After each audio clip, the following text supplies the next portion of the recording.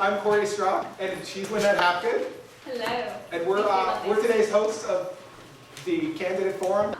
So as you can see, we are reading Mountain House Matters. Hope you all caught the latest edition of it. There was a lot of information in here.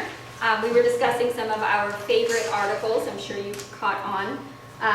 Also, candidate specials. If you're not able to get all the information we're going to provide you tonight, if you can't go back on and see the videos we taped earlier, please read.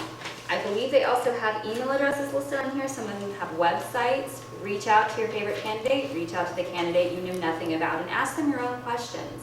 We're just going to pull some ones that we have decided are probably important at this point. We've met with all the candidates. If you've watched our videos, you've seen that.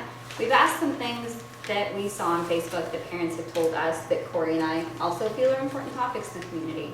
But you are the community. We're not representing you tonight. We're representing ourselves. If you'd like to, feel free to Facebook anyone in the audience. I don't know if you can see the audience. And they will ask a question for you, so you don't actually have to be here. There's our wonderful audience. Oh, audience pants again, nice. Everybody wave. All we ask is that you remain respectful, be polite, understand that people are running for office, and we would like to have a nice, clean debate tonight, if possible. Discussion. Discussion. Not debate. All right, well, welcome back everyone to our live forum with the candidates. Sitting with us today are candidates Brian Lucid and incumbent Steve Gutierrez for the CSD board. Invitations were sent out to Director Celeste Farron as well as candidate Thomas Lee. Neither one was able to attend today. Why don't we give you guys like a minute to introduce yourselves then? Just real quick, and if you go too long, I'm just going to cut you off, all right? You bet. All right, Brian, why don't we start with you? I'll start. I'm Brian Lucid. Thank you guys for having us here. Thanks to Shea Homes for letting us use your facility. If you want to know more about me, go to Mountain House Matters and watch that interview where I talked to Corey and Lynette before.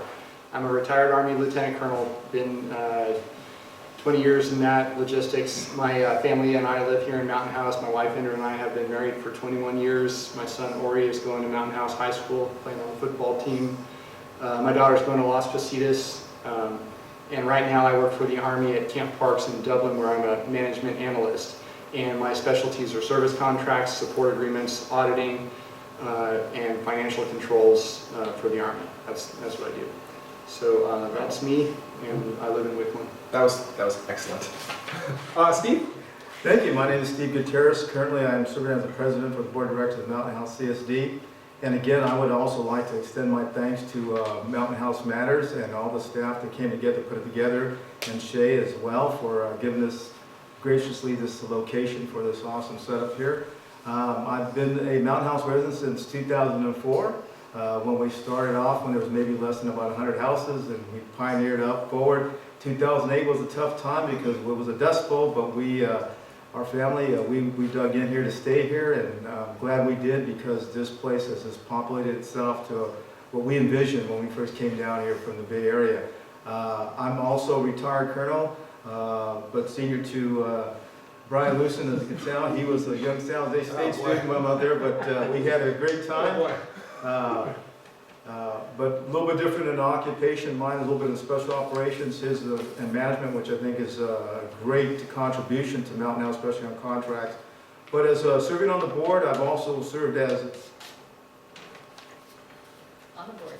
Okay, I'm getting hand signs back there. But anyway, to go back, served on the board also as a chair of the Public Safety Committee and also a vice chair with the state of California for the Department of Corrections and Health Department over in Stockton, was nominated that by the Board of Supervisors.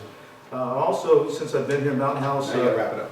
Okay, anyway, That's what this You're on the roll, man. You're I love talking, so you're going to have to All right, thank you, panel. Thank you. So in closing up here, last thing is flag football going for the champion this Saturday, so Patriots, let's go Patriots. Thank you. All right, thank you both. All right, so we have a few questions tonight. I believe we're taking some questions from the audience as well. So if you have any questions that you're interested in particularly, send those in, and our lovely reporter Nora will send over any that are good. So I'm going to start with our list of questions. And the first question that I have, and I think that a majority of the people in Mountain House really have, we're going to start with you, Brian, is basically, what do you think your responsibilities will be as a member of the Board of Directors? What do you think the Board of Directors is about? What do you think the Board of Directors does?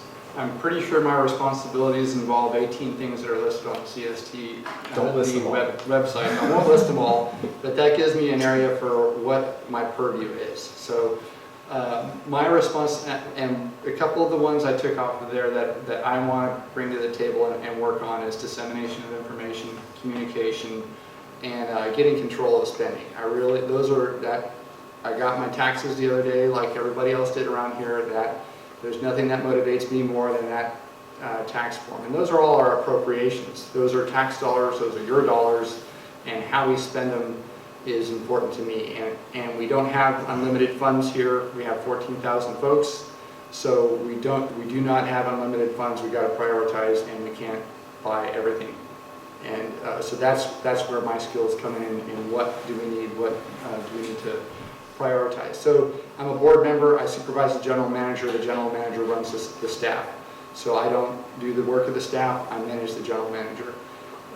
I guess you could say we write his rating and we supervise him and we vote on things. That's what we do. So I'm becoming aware of the job of CSD, and I've got plenty of help to understand the things I don't understand right now about it, but I'm willing and I'm able.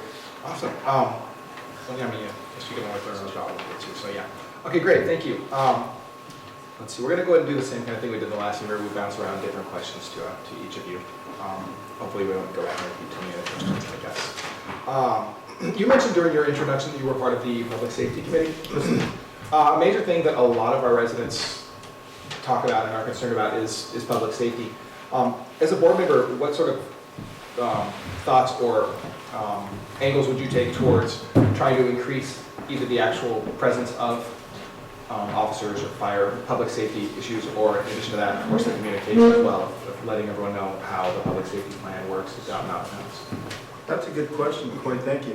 One of the things is public safety. One of the things I've looked at was on our emergency operations manual, because that is really kind of a synergy to how you respond in a disaster, or how would the community respond to critical incidents. And so that's kind of like the leading thing as far as for us to manage it. And so I took that on, and in fact, Brian was also on my committee, and we spent probably the last year and a half working on resetting that so that it's contemporary with information and that it's able to be responsive to different types of disasters. And we saved a significant amount of money for doing that in-house, because I'm a firm believer there's a lot of sharp people out there that just need to be shoulder tapped, and that we can bring those resources in-house rather than always consulting out.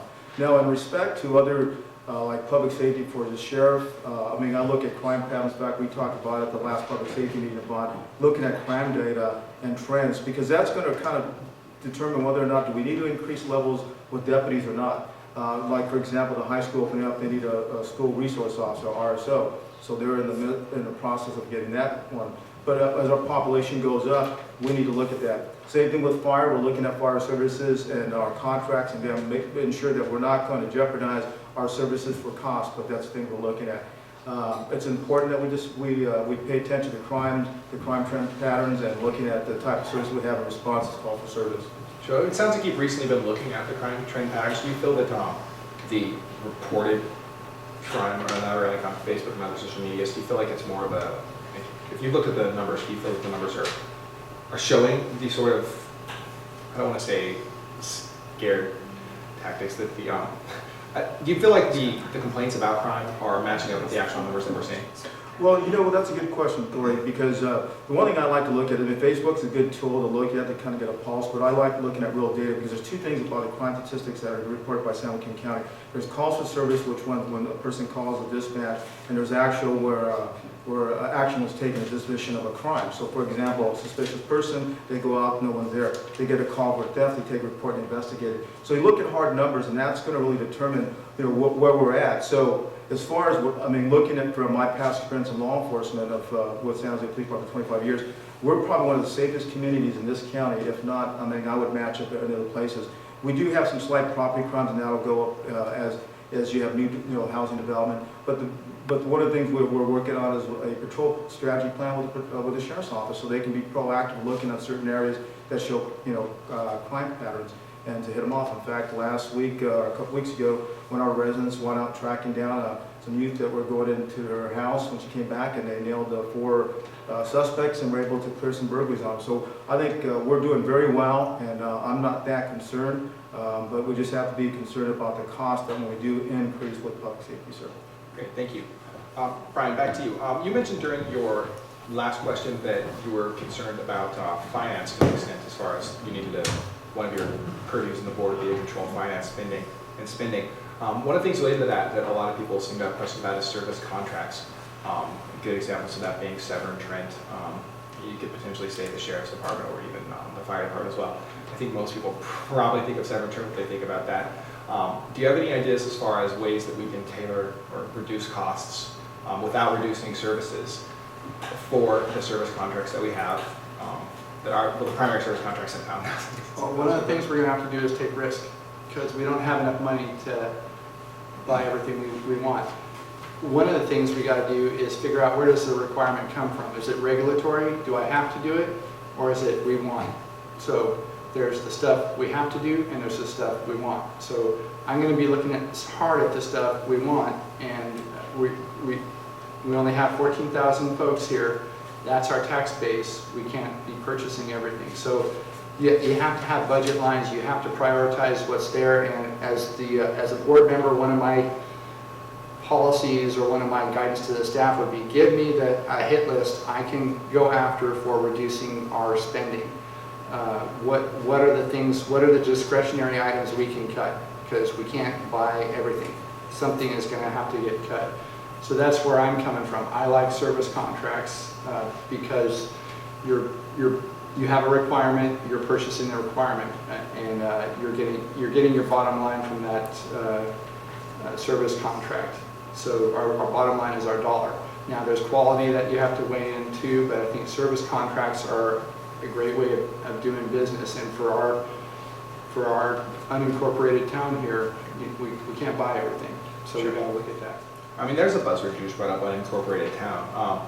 A good question that a lot of people have had is, when should we look into incorporation, and what sort of benefits do you think an incorporation could entail us, or potentially even risks? You said we got to take risks. Are there risks involved in incorporation? Have you had a chance to look at that? What are your thoughts on incorporation, I guess is basically what I'm asking. And then Steve, I'm going to ask you actually the same question after. Well, I like controlling our destiny. So right now we manage 18 services, and that's because we had the vote and we had the numbers to become a CSD. And the folks that are on the board are some of the pioneers that got that for us, and I appreciate that. So we like to control our destiny here. If we want the other services too that the county manages for us, we want to become a town, we have to have the skill set to manage those services and demonstrate that we manage them better than someone from outside can do for us. So there are a lot of risks in taking on the job and you're not ready for it. Yeah. And then, of course, that's more taxes that we control. It all comes down to money. If we want the services, we get the taxes for it, we manage it, we've got to make good decisions, and we've got to demonstrate that we're capable of making those good decisions. But yeah, I want to incorporate. I want to become the town of Mountain House, and maybe someday we'll annex Tracy, and they'll be part of Mountain House too. I think they'll enjoy us. Look for that day when you put 95391 in the zip code, it definitely shows up as Mountain House. Let's go Tracy, right?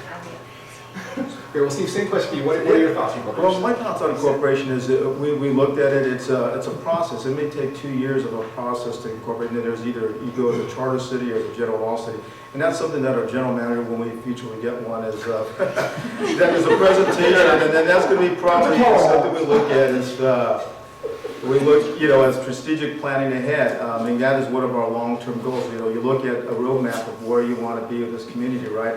And as Brian said, you have to prioritize, because if you go too fast with things and you don't balance it out with your revenue and your rooftops and businesses, and then you put yourself into, like most cities do, in the red. And we're a growing pioneer district to a town, so we should be able to reset that and go in the right direction, and not follow suit to some of these, I don't want to say irresponsible, just not well managed, well thought, planned out process. But certainly, we will be a incorporated city, whether we do a general law or a charter city. That's for us to decide later on the board, and of course the community get involved in that. But I think at this point right now, we have to kind of first get the infrastructure set. Sure. Okay. You mentioned the general manager when we get one. I guess that's probably a great lead into the next question. What do you think are the key things that the board members and possibly even the members of the town as well are hoping to find and potentially look for in our next GM? I know every GM is going to have strengths or weaknesses based on their own personal history. What do you think are important for Mountain House as far as a GM's history or a GM's skill set? Well, what Steve, with me personally, and then again, it's just things that I share with other folks in the community, is, one is communications is really paramount. It's important. Good communication with the GM. Also understand and have the ability what's going to take us for the next step from here to a town to incorporate as a city. And then understand the organizational structure you're going to need in order to facilitate that. And then also, right now we're going into some contract, what things that we can do that we can handle in-house and then not have to contract out. So you're going to need to find somebody that has that experience, technical, tactical, and operational experience and strategic experience to do that. And that's and it's a tough task. I mean, to be a general manager or a city manager, and you look traditionally around through most different cities, it's about they're there maybe 2-5 years at max because it's a very tough job. It's a very political job because they have 3 lions they have to deal with: the community, their staff, and the board or the city council. And so it's a balancing act. But but personally, to get back, what we're looking at is someone that can take us to the next level and with a positive growth and lead the team forward. Great, thank you, Steve. Brian, let's go back to you. Different question, actually. What do you think should be the top 3 priorities of the board in the next, let's say, 3 to 5 years? Well, probably communications up there at the top. Dissemination of information is one of the 18 areas that they're responsible for us. So that's probably, we're seeing a lot of drama, and I think it needs to be addressed. And that's a leadership, a town or a unit or a group of people need to be reassured by their leaders. So that's one of my things that's a concern to me. One more. So the budget. I mean, sometimes we got to take an appetite suppressant. We can't have everything on the menu. And I told you about how we just got to accept risk in some places because we don't have all the funds to buy everything. I don't know, infrastructure here. I mean, if we're going to become a town, we got to look like a town, not just a bunch of condos and houses. So infrastructure, public infrastructure, commercial infrastructure, and that. It's not one of the areas that we manage, but I think we need to represent there, and as part of incorporating it is to start looking like a town. So those would probably be my top 3. Sure. You mentioned dissemination of communication and similar responses so far. I guess maybe could you explain what you mean when you say that? What sort of ideas are you thinking, or do you think what sort of ideas are you going to bring to the table if you're elected as far as how to get communications out there, how to involve the town, how to involve the citizens? Well, if you elect me, I'm a public figure now.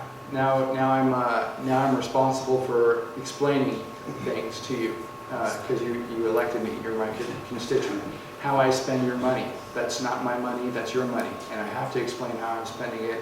And my decision-making process or regulatory guidance. I have to explain those kinds of things.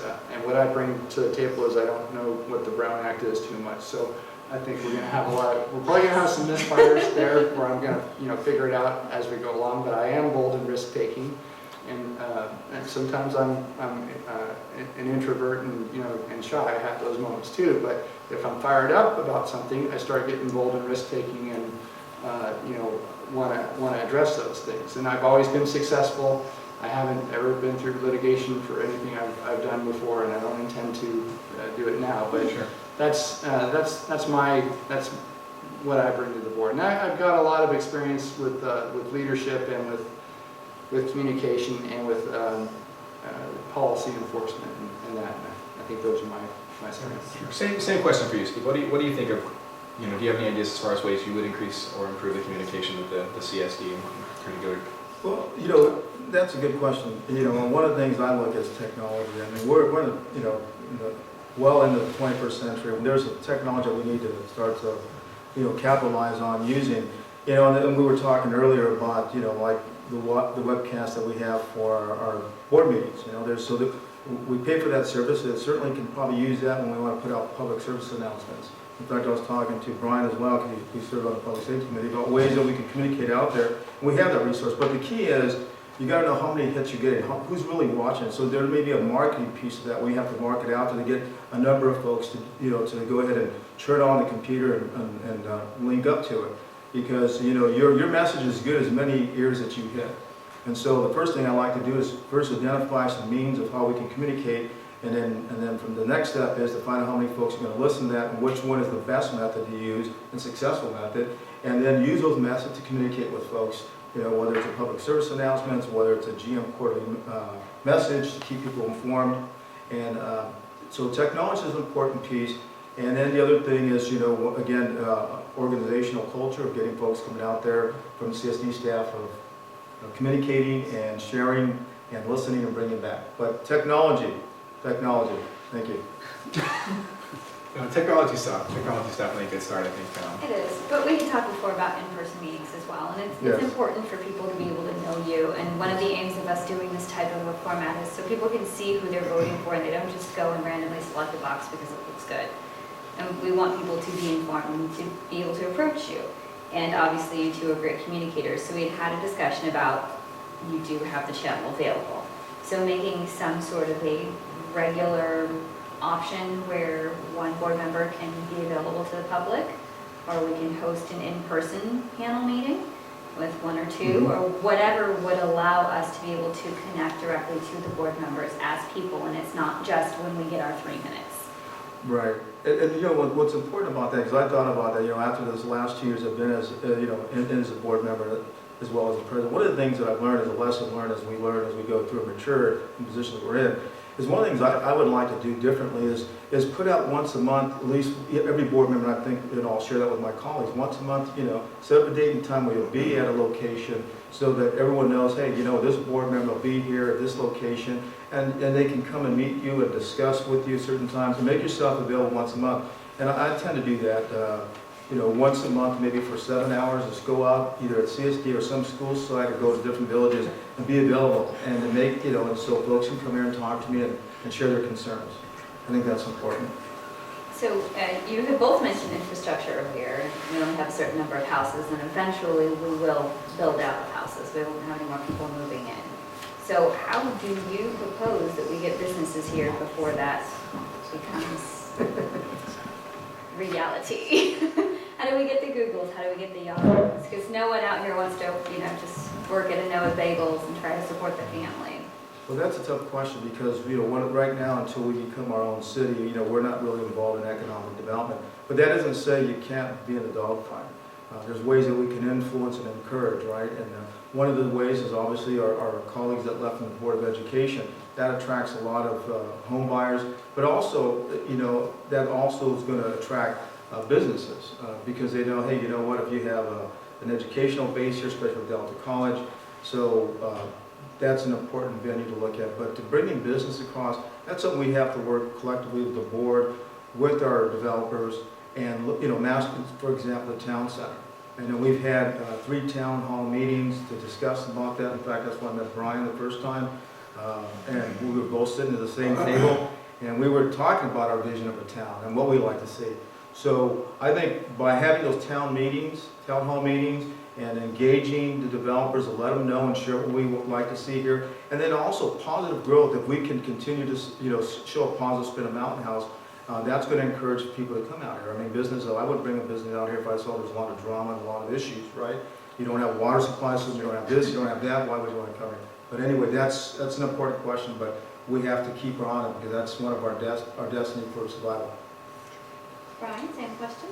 Like Steve said, not one of the areas we directly manage, but we need to represent. The county manages that for us, and we definitely need to represent.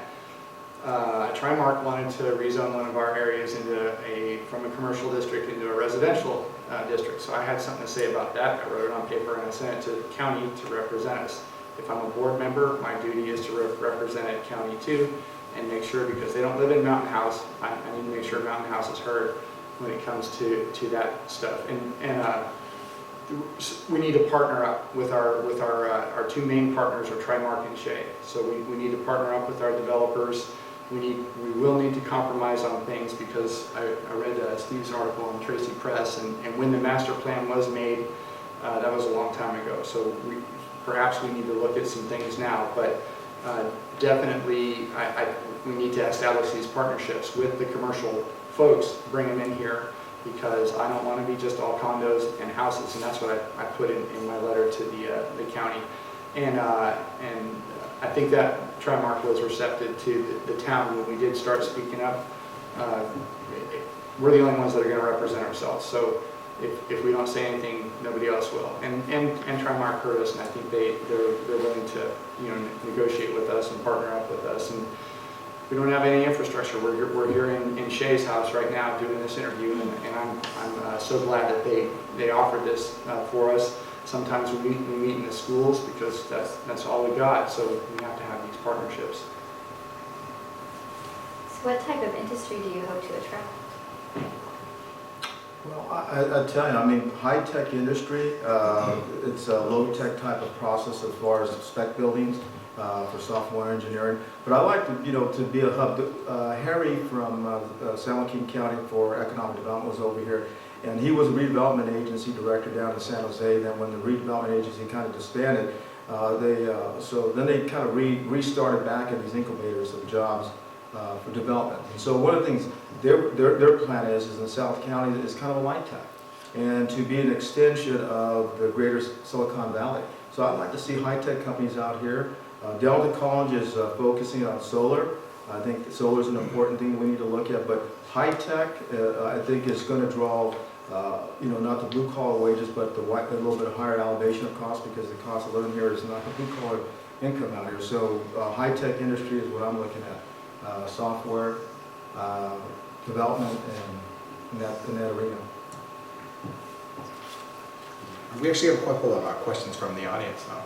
We have one for each of you, actually. So, Brian, I'm going to start with you. So the question from the audience, Brian, is that during your discussion so far, you've stated in several spots that you want to take an appetite suppressant, is what you call it. So you may have to cut taxes, you may have to reduce expenditures. Do you have any specifics on that? Like what sort of things you're hoping you can reduce in order to take that appetite suppressant? Sure, I have ideas about it, but I was listening to the Lammersville School Board folks, and I think it's important for me to not bring my agenda to the table and try to force that on folks.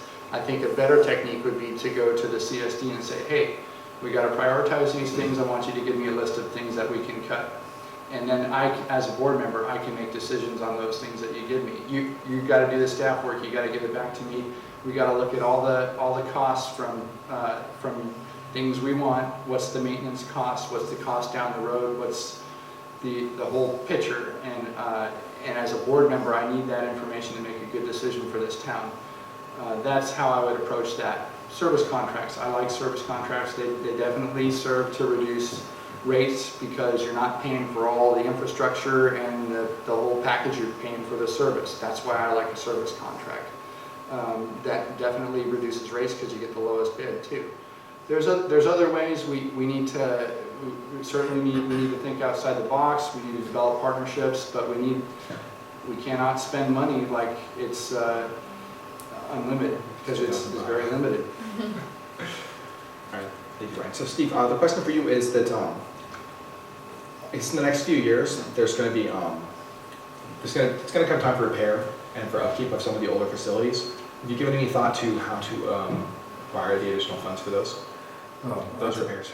Thank you, Chris. That's a good question. There's sometimes I don't sleep at night thinking about that.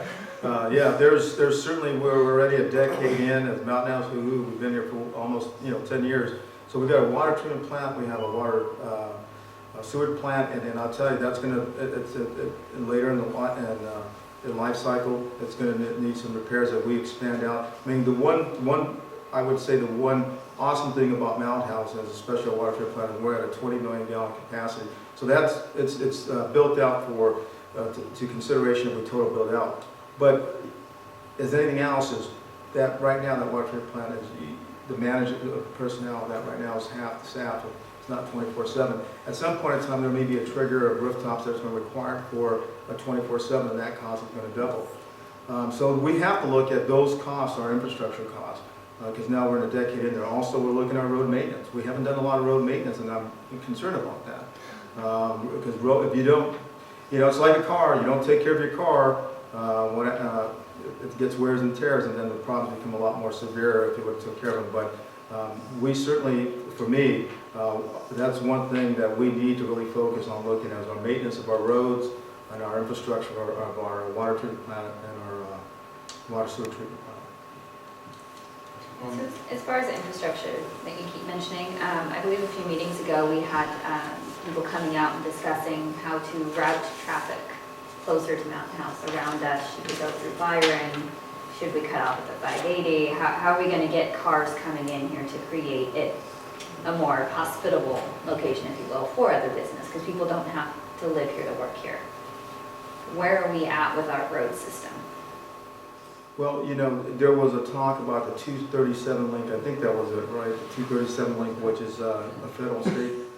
And that's on Byron Road, where it's going to be a lateral running east and west, and that's supposed to, there's plans to expand that so that it can facilitate a lot of commercial and a lot of road artery for vehicle traffic. Because understanding that if, in a couple of years, you've got now River Island that, if it populates itself, it's going to be the same size of Mountain House. It's probably about 44,000, but it's geographically a little bigger than Mountain House. And then you look at Tracy, with their plan with Cordis Ranch and Tracy Hills, and if they continue with that thing, that's going to increase. So traffic is going to be a phenomenal issue in the next 20 years. And so these are things that's why it's important. One is you have to have, really good relationship with your federal and state representatives, because with each of them have their districts for funding for purposes of roads, especially on the state and federal funding. And for Mountain House, we've had an engineer study as far as going up and down Mountain House Parkway about two years ago, because of Tracy Cordis Ranch wanted to develop that, so we did a study on that. And so how it would impact us environmentally. But as far as right now internally, we have, as soon as they finish on neighborhood C and D, and hopefully start to work on releasing some of the roadways opening up to Grant Road. But I mean, that's going to be a long-term issue that we need to look at 10, 20 years out. And it has to start planning now, because the way the government rules, the white elephant moves very slow. Any comments different than this? There are civil engineers, there are master planners, they have skill sets that I don't have, but I want to hold them accountable for making up with a plan that makes sense to me. And accountability on that. So I would reach out to the people that represent us there and try to hold them accountable. I'll let you know. So you're saying hire professionals? No, we have staff. Okay. We have professionals, and we have folks on county that represent us for the master plan, and we have folks that are supposed to be doing that, and that's what we need to tap in, not hire someone to come in and do something that someone else is already supposed to do, and do it right. Engage our professionals? Yeah, engage county, engage, we have engineers on our staff, but the road infrastructure and that's the skill set I don't think we have, routing traffic and roads, but there are people that do that for a living.